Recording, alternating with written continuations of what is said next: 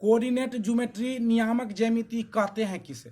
हमने इससे पहले भी आप लोग को बताए थे पिछले क्लास में ट्रिगोनोमेट्री, प्रोबेबिलिटी। आज हम नियामक ज्यामिति के संबंध में बताते हैं। चलिए, तो नियामक ज्यामिति कहते हैं किसे? तो नियामक ज्यामिति गणित की वह शाखा है। नियामक, यहाँ देखिए, यहाँ लिखा हुआ बोर्ड पर नियामक ज्यामिति कोऑर्डिनेट ज्योमेट्री।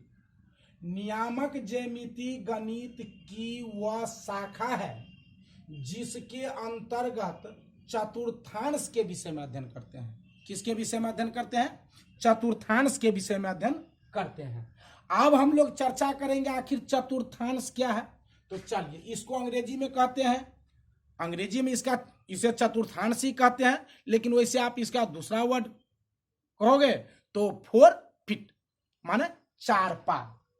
चलिए, तो सबसे पहले अब हम चतुर्थांश के संबंध में बताते हैं। चतुर्थांश क्या है? चतुर्थांश देखते रहिए। तो चतुर्थांश देखिए ध्यान से। एक्स अक्ष ये हुआ नीचे वाले है ना, क्षैतिज तल, ये एक्स अक्ष, ये हुआ आपको राइट, इसमें एक्स और इधर लेफ्ट हो गया एक्स डाइस, और ये हो गया, इसे हम लोग एक्स अक्ष या इसे हम लोग भुज भी कहते हैं। एक्स अक्ष या इसे क्या कहते हैं? भुज कहते हैं।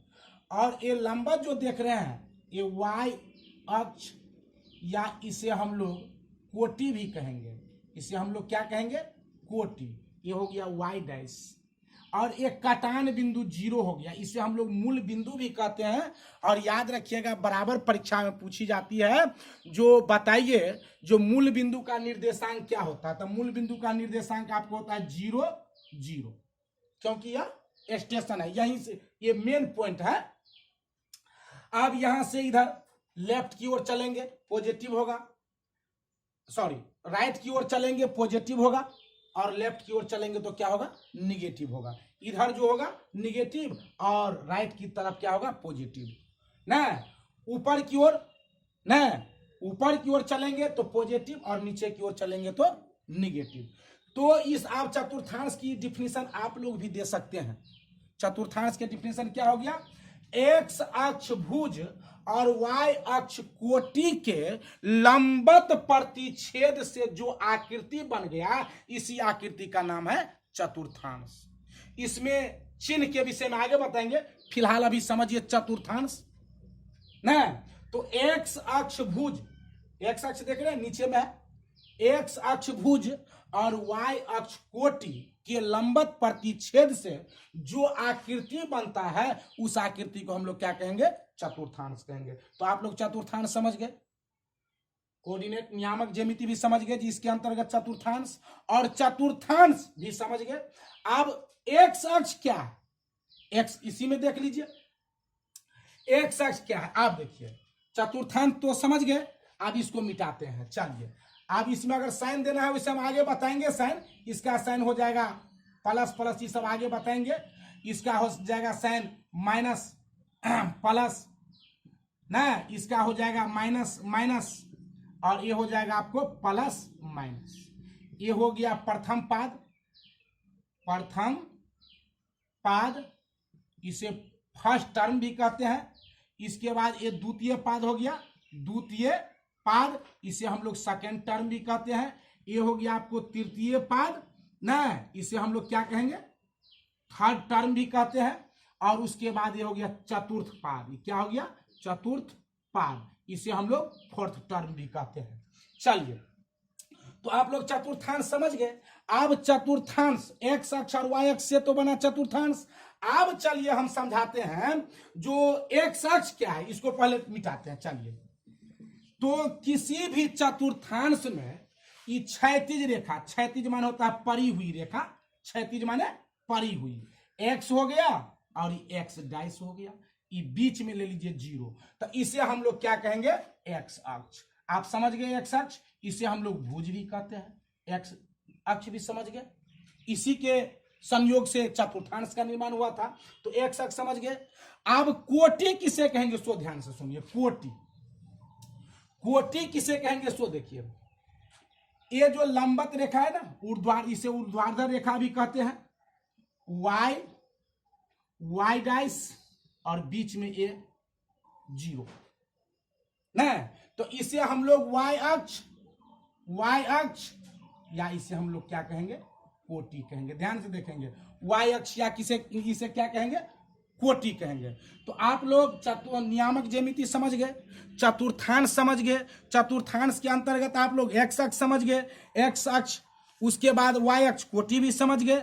अब चलिए चतुर्थांश में हम थोड़ा डिटेल में टर्म के विषय में चर्चा करते हैं, टर्म के विषय में आप चर्चा करेंगे। चलिए फिर से चतुर्थांश बनाइए, इसमें केवल आप चतुर्थांश को बढ़िया से समझ लीजिए ना, तो इसमें आपको 1 से 2 नंबर का क्वेश्चन बराबर परीक्षा में पूछ दी जाती है, जो -3 और 5 किस पद में, किस पाद का है, माने चतुर्थांश के कौन सा टर्म का है, -3 -5 किस टर्म का है ना, कभी कभी दे देंगे 2 और 3 किस टर्म के हैं, तो इसके विषय में चलिए। तो सबसे पहले फिर हम चतुर्थांश बनाते हैं, y अक्ष और ये हो गया x अक्ष, x अक्ष हो गया, ध्यान से देखेंगे, x अक्ष ये हो गया भुज ना, ये x डाइस हो गया, ये लेफ्ट साइड है, और ये हो गया y अक्ष, इसे हम लोग कोटि भी कहेंगे। चलिए ये y डाइस हो गया, ये 0 हो गया। चलिए अब इसको थोड़ा ध्यान से देखिए, हमने बताए थे जो राइट में रहेगा तो पॉजिटिव और लेफ्ट में रहेगा तो निगेटिव ना, ओपन ऊपर की ओर रहेगा ना तो क्या होगा पॉजिटिव, और नीचे की ओर डाउन तो क्या हो जाएगा निगेटिव। अब चलिए अब ये देखिए, जो ये टर्म फर्स्ट प्रथम पाद, ये प्रथम पाद फर्स्ट टर्म जो है ये कौन चीज से बने हैं, तो देख लीजिए, ये एक्स अक्ष है पॉजिटिव में और ये भी पॉजिटिव है, तो पॉजिटिव से बना है, इसलिए ये हो गया प्लस प्लस। फर्स्ट टर्म का साइन क्या हो जाएगा, प्लस प्लस। याद रखेंगे, परीक्षा में पूछेंगे जो 3 और 5 किस टर्म में है, किस पाद में है, प्रथम में, द्वितीय में, तृतीय में, चतुर्थ में, तो प्रथम में है। और ये हमेशा anti clockwise direction, anti clockwise direction समझते हैं ना, घड़ी के विपरीत दिशा में घूमते हैं, तो ये तो हो गया घड़ी के ऐसे करके स्विच चलती है, लेकिन ये एंटी क्लॉकवाइज डायरेक्शन है। अब ये हो गया द्वितीय पाद, द्वितीय पाद।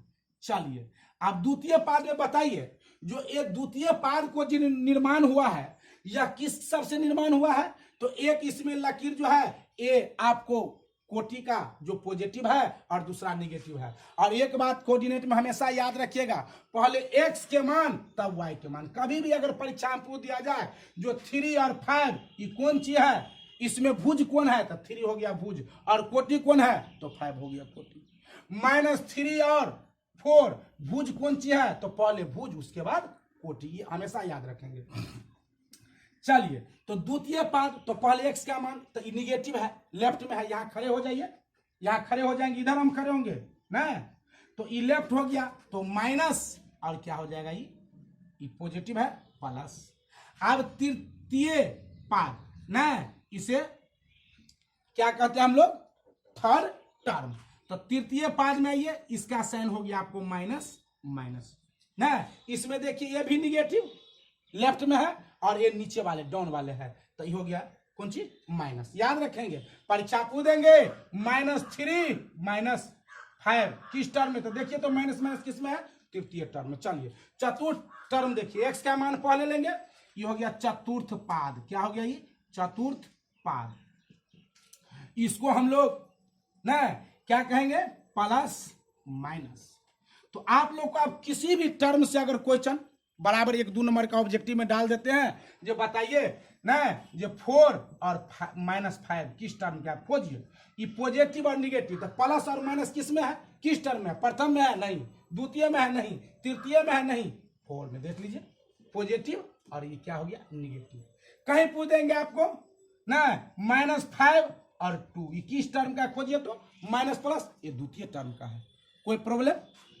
तो ये टर्म को आप बढ़िया से समझ गए, चतुर्थांश को ना, चतुर्थांश को अच्छा समझ गए, इससे 1 से 2 नंबर का ऑब्जेक्टिव आपको कवर हो जाएंगे, जो किस टर्म का है, कोई दिक्कत। अब आगे हम लोग चले, अब चलिए अब आप लोग को हम थोड़ा प्रथम पाद सबको डिफिनीशन भी दे देंगे, वैसे डिफिनीशन आप अपने दे दीजिए जो प्रथम पाद किसे कहेंगे।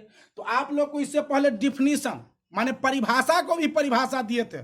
कोई भी दुनिया में जितने सारे वस्तु है उसको आप डिफिनीशन स्वयं बना सकते हो नहीं। आप देख लीजिए यहाँ ये तैयार है, ये तैयार है, तो इस प्रथम पाद का डिफिनीशन आप लोग दे दीजिए। अब हमको यहां से आप प्रथम पाद किसे कहेंगे तो ऐसे करके देखिए, प्रथम पाद फर्स्ट टर्म, फर्स्ट टर्म ना, क्या हो गया फर्स्ट टर्म ना। तो प्रथम पाद किसे कहेंगे तो प्रथम पाद एक्स ओ वाई से बने पाद को प्रथम पाद कहते हैं। एक्स ओ वाई से बने पाद को क्या कहेंगे, यहां लिख देंगे एक्स ओ वाई से बने पाद को क्या कहेंगे, बने पाद को क्या कहेंगे प्रथम पाद। कोई दिक्कत, प्रथम पाद डिफिनीशन हो गया प्रथम पाद। नहीं, हर चीज को डिफिनीशन आप स्वयं दे सकते हैं, दुनिया में कोई भी चीज है उसको आप डिफिनीशन दे सकते हैं। जैसे कच्चा आम किसे कहेंगे जिसका स्वाद खट्टा हो, कच्चा आम हो गया नहीं। पक्का आम किसे कहेंगे जिसका स्वाद मीठा हो। तो इसी प्रकार आप इसको देखिए, किसी भी वस्तु के गुण को समझिए और गुणे को जो आप कह दीजिए वही उसका डिफिनीशन है। किसी भी वस्तु को डिफिनीशन में आप लोग ये हो जाते हैं जी इसका डिफिनीशन कैसे, वस्तु क्या, तो वस्तु को जो गुण होते हैं उसके विषय में कह दीजिए वही उसका डिफिनीशन है। चलिए प्रथम पाद समझ गए। इसी तरह आप लोग द्वितीय पाद का भी डिफिनीशन दे सकते हैं, सेकेंड टर्म। द्वितीय पाद इसे कहेंगे सेकेंड टर्म, इसे क्या कहेंगे सेकेंड टर्म। तो द्वितीय पाद किसे कहेंगे आप स्वयं बताइए कौशल जी। एक्स डाइस, पहले एक्स का मान लेंगे, एक्स डाइस ओ वाई से, एक्स डाइस ओ और वाई से बने टर्म को, पद को हम लोग क्या कहेंगे, पाद को हम लोग क्या कहेंगे द्वितीय पाद। से कोई दिक्कत बढ़े आगे, चलिए से ऐसे लिख दीजिए, से बने बने पाद को क्या कहेंगे द्वितीय पाद। चलिए इसी प्रकार आप लोग तृतीय पाद को भी डिफिनीशन दे देंगे। तृतीय पाद थर्ड टर्म किसे कहेंगे, देखते रहिए, थर्ड टर्म ना, थर्ड टर्म किसे कहेंगे देख लीजिए आप। चलिए एक्स डाइस ओ और वाई डाइस से बने, X dash O Y dash से बने पाद को क्या कहेंगे तृतीय पाद, थर्ड टर्म। इसी प्रकार चतुर्थ को भी आप लोग दे सकते हैं। चतुर्थ आप लोग को हम पढ़ा भी दिए हैं, चतुर्थ पाद किसे कहेंगे आप बताइए तो, चतुर्थ पाद किसे कहेंगे। Fourth term X O Y dash, इसमें क्या हो जाएगा एक्स ओ वाई डाइस से बने पाद को क्या कहेंगे चतुर्थ पाद कहते हैं। तो ये जितने सारे टर्म है सबका डिफिनीशन भी हो गया ना। तो आप लोग को फिलहाल इतना कोऑर्डिनेट के विषय में।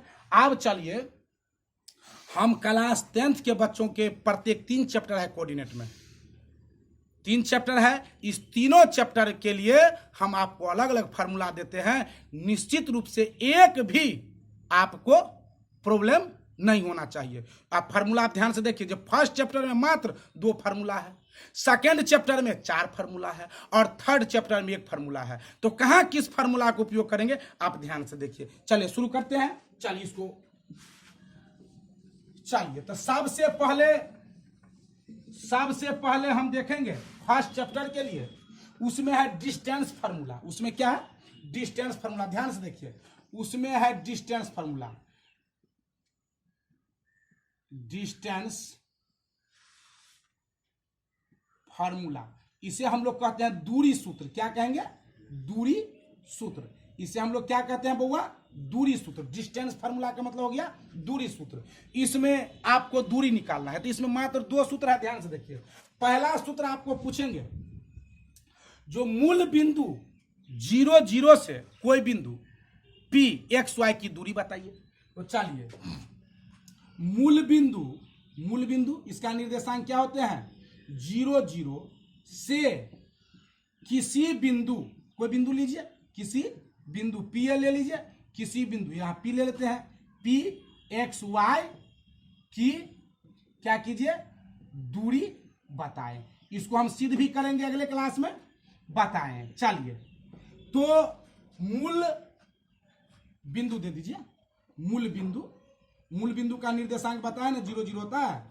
मूल बिंदु 0 से किसी बिंदु P ले लीजिए, एक्स वाई की दूरी बताया, तो इसमें सीधे आप लिख दीजिए OP के दूरी ना, तो इसका हो जाएगा आपको कौन चीज X square plus Y square. इसे 0 में से घटाएंगे तो उतना ही होता है, 0 माइनस एक्स का होल स्क्वायर तो एक्स स्क्वायर होगा, 0 माइनस वाई के स्क्वायर तो वाई स्क्वायर होगा। इसी को हम लोग ना हिंदी में भी कह सकते हैं कौन चीज भुज स्क्वायर और जोड़ क्या हो जाएगा कोटि स्क्वायर। भुज स्क्वायर, तब भुज तो आपको पता है एक्स वाले भुज होते हैं, वाई वाले क्या होते हैं कोटि होते हैं। अब आपको सवाल में जो है सो पूछ देंगे, इसमें सवाल में पूछ देंगे जो मूल बिंदु से ना या बिंदु 15 8 की दूरी मूल बिंदु से ज्ञात करें। एक पहला सवाल है आप लोग को एक्सरसाइज में, जो बिंदु 15 8 की दूरी। चलिए इस पर एक सवाल देखते हैं।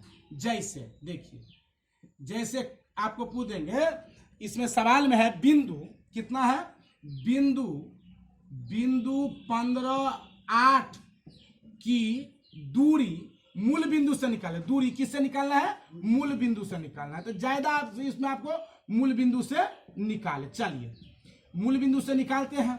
आप चलिए तो सीधे आपको यही सूत्र लगा देना है।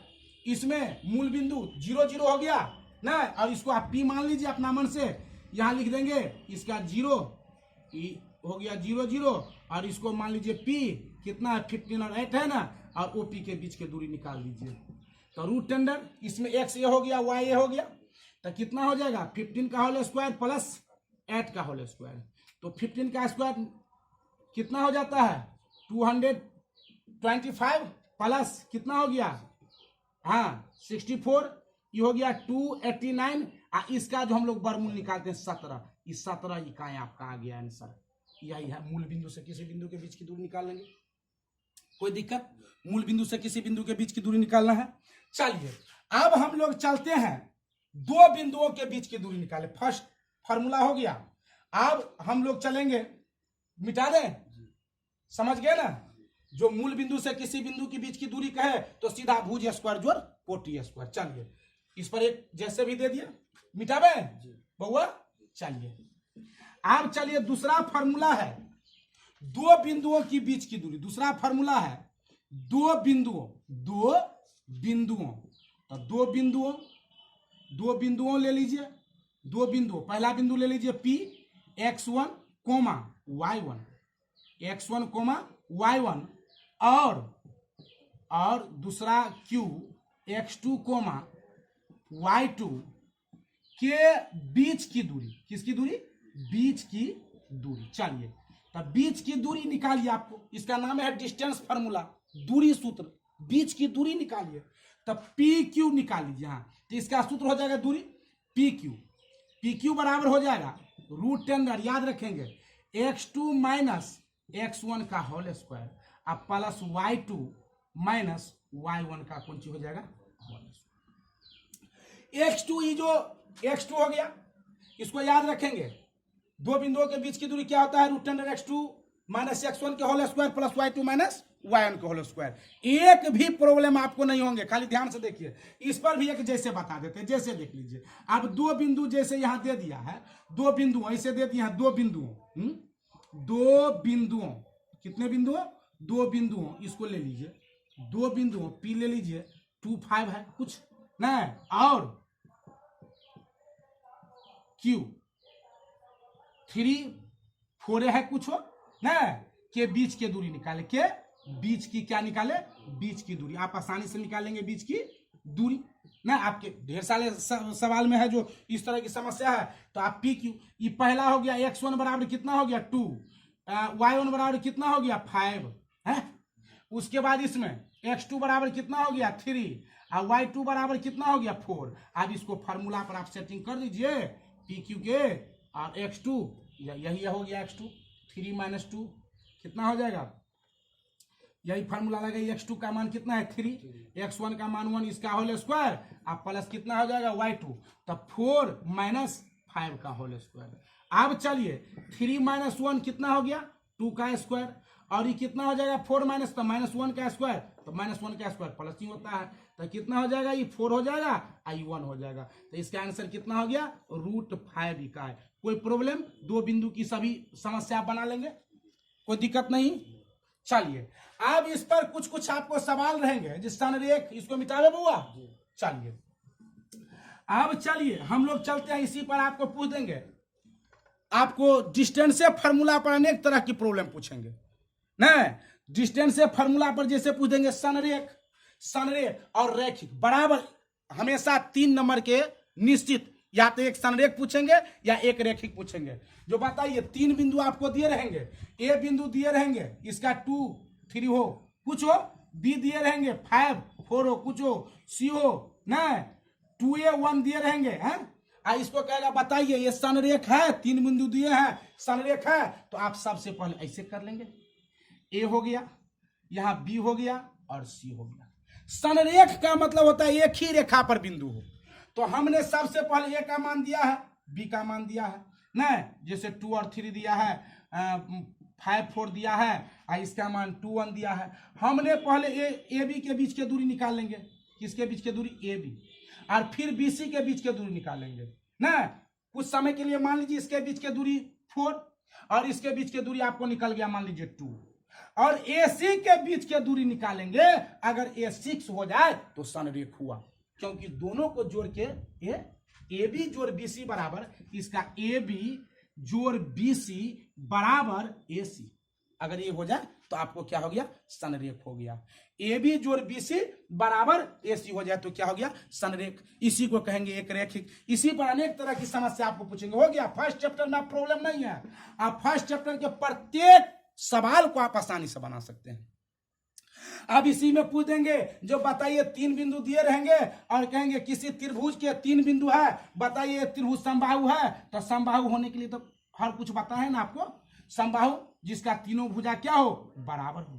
तो इसके लिए आप क्या करेंगे, ए बी और सी 3 बिंदु दिए हैं, 2 दिए रहेंगे, ऐसे करके दिए रहेंगे, 3 4 हैं, 5 6 कुछ दिए रहेंगे। ए बी के बीच के दूरी निकाल लेना, BC के बीच के दूरी निकाल लेना, AC के बीच के दूरी निकाल लेना। अगर AB बराबर BC और बराबर AC हो जाए तो कहना हाँ यह समबाहु त्रिभुज है। इसी पर आपको पूछेंगे क्या यह समद्विबाहु त्रिभुज है, तो समद्विबाहु में 2 भुजा बराबर होना चाहिए, तो कम से कम 2 भुजा इसका क्या हो जाएंगे, AB के बीच की दूरी या AC के बीच की दूरी बराबर हो और BC बराबर नहीं होगा तो ये समद्विबाहु होगा। 2 भुजा बराबर नहीं हुआ। कहेंगे बताइए 3 बिंदु है, ए विषमबाहु त्रिभुज है, विषम माने जिसका कोई भी भुजा बराबर नहीं हो, तो न ए बी बराबर होगा, न BC बराबर होगा, न AC बराबर होगा, नहीं तो ये आपको क्या हो गया, विषमबाहु त्रिभुज। चलिए इसी पर आपको पूछ देंगे वर्ग सब के विषय में। 4 बिंदु दिए गए हैं, 4 बिंदु क्या किए हैं, 4 बिंदु दिए गए हैं और बताइए कि यह एक वर्ग है। तो वर्ग होने के लिए चारों बिंदु ऐसे करके A B C D आपको दिए रहेंगे, A दिए रहेंगे, B दिए रहेंगे, C दिए रहेंगे और D दिए रहेंगे, चारों का मान दिए रहेंगे और कहेगा बताइए, ये वर्ग जैसे नहीं लग रहा है, चलिए ऐसे करके मान लीजिए वर्ग है, A दिए रहेंगे, B दिए रहेंगे, C दिए रहेंगे और क्या दिए रहेंगे, D दिए रहेंगे ना। तो इसका भी 2 1 दिए रहे, 3 4 दिए रहे ना, 4 5 दिया रहे, 6 3 दिया रहे।